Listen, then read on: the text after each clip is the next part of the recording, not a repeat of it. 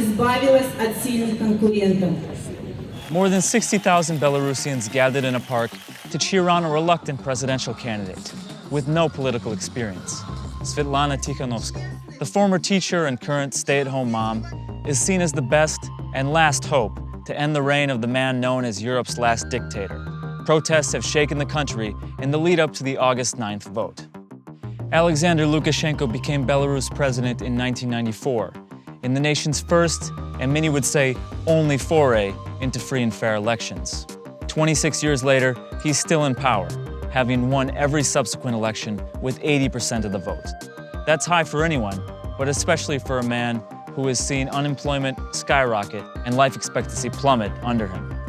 He didn't face his first real challenger until 2010, when he threw his opponent and his wife in jail for quote-unquote staging riots. They were eventually released and now live in exile.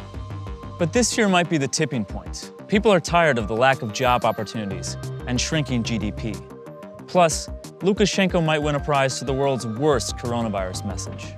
Я пытался достучаться до каждого белоруса, дать понять, остановимся, изолируем людей, погибнем как нация и потеряем государство.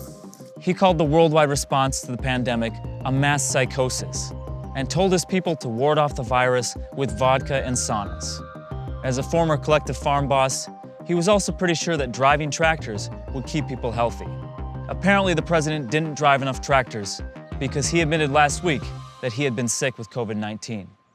All this has come together to make this election unusually competitive. He's had 3 serious challengers, but managed to block them all before they got on the ballot. The first was disqualified after tens of thousands of signatures he collected to get on the ballot were nullified. He's since left the country with his children. The second was jailed and then taken off the ballot because he was in jail. Supporters formed human chains in cities across the country.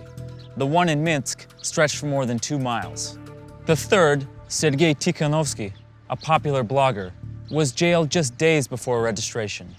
So his wife, Svetlana, stepped in.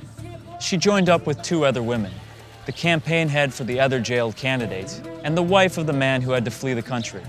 Their platform is simple. They promise to release all political prisoners, reverse authoritarian changes to the Constitution, and hold a new, clean election in 6 months' time. There's no real way of knowing how candidates are doing, because polling has long been illegal in Belarus.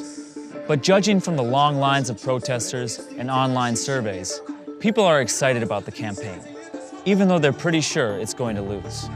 Activists believe Tikhanovskaya has enough momentum to lead the so-called Stop the Cockroach movement for years to come, and possibly turn the tide against Lukashenko for good.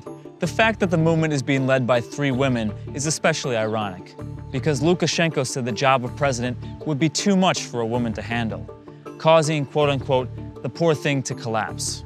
But the woman who's been called Belarus' Joan of Arc doesn't look like she's on the verge of collapse as she rallies thousands of people to her cause.